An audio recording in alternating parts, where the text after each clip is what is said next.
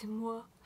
Alors, je vais rester zen, même s'il y a des choses que j'ai vues et qui ne m'ont pas vraiment plu. En fait, moi, voilà, quand je vous parle des pervers narcissiques, des manipulateurs, des hommes violents, il y a aussi des femmes, bien sûr on est d'accord, je vais pas le répéter 100 fois. Je parle de par mon expérience, on est bien d'accord que je n'ai pas de formation, que je ne suis pas payée pour cela, sinon je ne serais pas en train de vous parler là, comme ça, hein. Je serais en train d'écouter mon patient. Voilà, bon, donc ce n'est pas le cas. Par contre, j'ai de l'expérience, malheureusement. Enfin, heureusement aussi, non, attendez, je veux reprendre direct. Non, j'ai eu une vie assez intéressante et trépidante et rigolote, hein. Mais aussi, oui, non, ce que je souhaitais dire, c'est que voilà, moi, quand je fais des vidéos, c'est pour parler de mon expérience, pour aider les gens, et du fait que j'ai fait aussi une psychanalyse durant plus de 10 ans. Donc, quand on fait une psychanalyse avec... Parce qu'attention, les psychanalystes, tout ça, les psys, machin, il y a à boire et à manger. Hein. Il y a des gens, il y en a certains, c'est vraiment... faut vraiment tomber sur les bons, quoi. Voilà, c'est tout ce que je voulais dire. Juste comme ça, pour information, une fois, j'en cherchais un, mais il y a très longtemps de ça. C'était un psychiatre. Et en fait, je suis repartie de la séance en payant. Et en fait, je m'étais rendu compte que c'était lui qui m'avait raconté tous ses problèmes. Mais alors ça me restera toujours, je sais pas. Donc en fait le mec, tu le payes pour aller, tu lui parles normalement, et en fait c'est lui qui m'a raconté toute sa vie pendant au moins 3/4 d'heure. Et là je me dis, il faut que je raque. Non mais parce qu'il faut que ça se sache qu'il y a quand même des brels. Voilà, il y a des brels, je le dis franchement. Donc, alors, je regarde beaucoup, comme je suppose vous tous ici qui me regardez, une psy à la maison. Et là, ça a fait 2-3 fois qu'elle fait... une psy à la maison, si tu me vois. Franchement, j'ai rien contre toi. Et d'ailleurs, il y a énormément de tes vidéos qui sont passionnantes. Et d'ailleurs, continue.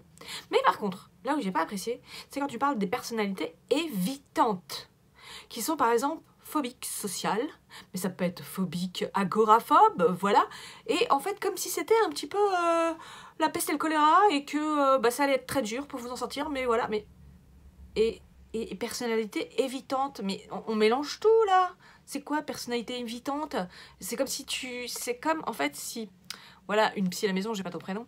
Hein, je m'adresse directement à toi parce que je t'apprécie énormément. Et d'ailleurs, si on pouvait faire un meet-up, ça m'intéresserait fortement. Mais je comprends pas comment...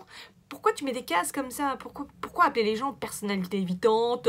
Et puis il y a aussi personnalité nonchalante, personnalité qui vont au champ. Enfin, tu vois ce que je veux dire? Non, faut arrêter ces putains de cases. C'est pas comme ça que ça fonctionne. Et j'ai regardé toute ta vidéo et à la fin tu dis surtout ne déprimez pas, vous allez vous en sortir. Mais c'est pas comme ça qu'il faut aborder les choses. C'est de dire mais oui, vous allez vous en sortir. Parce qu'il suffit de rencontrer la bonne personne professionnelle. Je le dis professionnelle. C'est pas la voisine du coin, hein. C'est pas ta pote non plus qui va pouvoir rentrer dans ton cerveau et t'aider, hein. Ça n'a rien à voir. Mais bien sûr que l'on peut s'en sortir. Enfin, je ne comprends pas. Et t'avais l'air, moi ce que j'ai entendu de ta vidéo, ma petite psy à la maison adorée, parce que c'est vrai que quand même je t'aime beaucoup, mais je suis désolée, là je te reprends parce que je comprends pas.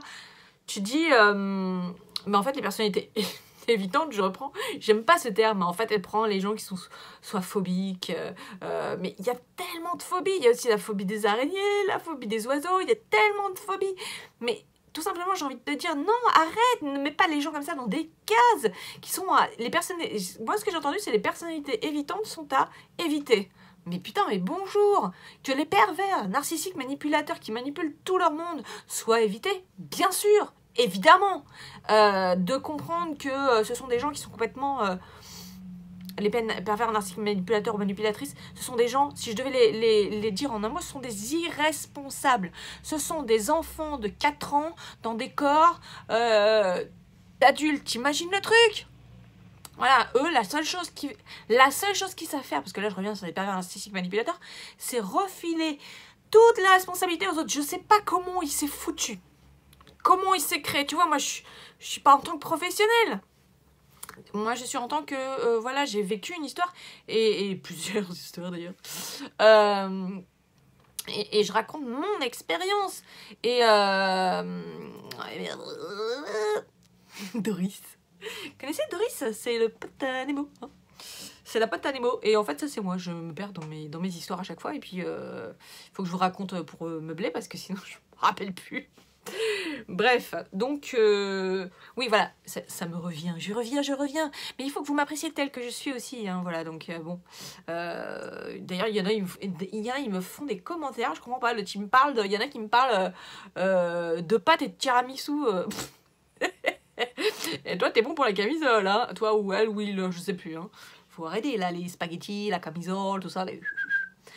Donc, tout ça pour dire que, voilà, les peines sont complètement irresponsables. Et quand on voit que la justice, là, je reviens à la justice, mais donne les gamins à des irresponsables, C'est-à-dire qu'ils en ont rien à foutre de leur môme et ils ne s'en occupent pas, à part jouer à la PlayStation avec eux, ça c'est cool, c'est génial et tout. Mais vous verriez des expériences, j'en ai tous les jours. Par exemple, je vais prendre une expérience typique. Vous êtes sur un parking avec les enfants et lui, en fait, il a pris pour habitude de toujours que les enfants soient derrière lui.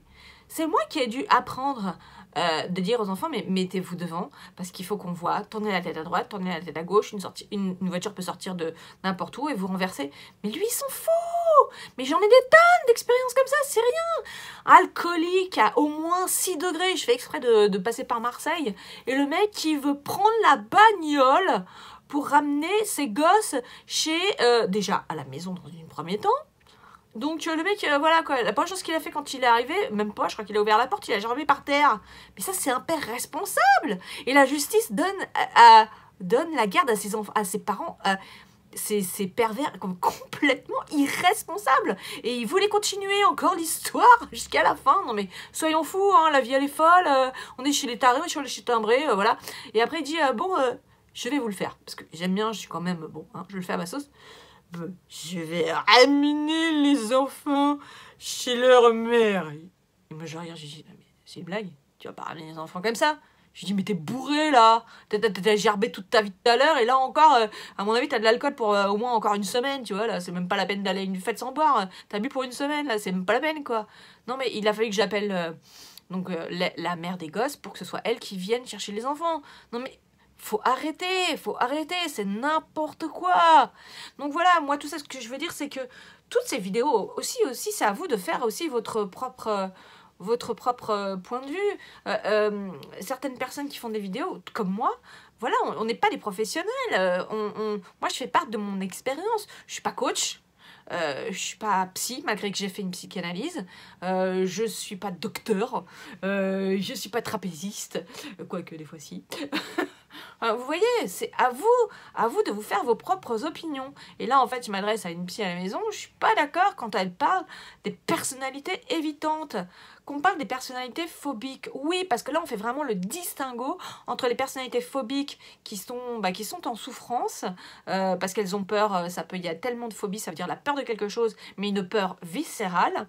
Ça me rappelle un peu les oiseaux d'Hitchcock. Il y en a qui ont peur des oiseaux, par exemple. Voilà.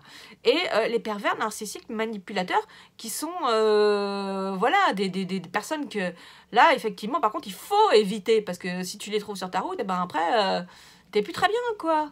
Donc, voilà, je vous laisse faire cette vidéo parce que je trouve que vous, les gens qui êtes derrière YouTube, parce qu'il y a plein maintenant de vidéos, il y a de tout, hein.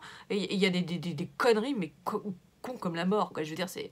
à vous de vous renseigner de votre côté, d'aller voir des psys, d'aller voir des associations. Il existe des associations pour parler. Ne restez pas non plus que derrière vos écrans. Bougez, voilà. Bon, voilà, c'était un peu ma vidéo coup de gueule. Oui, bon, coup de gueule parce que je suis pas du tout d'accord avec c'est une vidéo que tu as fait... enfin qu'elle a fait, je sais plus, mais si j'avais son prénom. Mais vous voyez tous de qui je parle parce que, à mon avis, ceux qui regardent ma chaîne la regardent invariablement. Et comme je dis, c'est quelqu'un qui est très bien, elle explique des choses et elle prend le temps. Je suis admiratif, mais il y a une vidéo qui s'appelle sur les évitants ou je sais pas quoi. Je ne suis pas du tout d'accord. Je ne suis pas du tout d'accord. On ne met pas les gens dans des cases comme ça à la One Again Beast to Fly. Hein, voilà. Bon, sur ce, j'espère que je me suis fait comprendre. Que je... Et puis bah écoutez, je vous dis à la prochaine fois.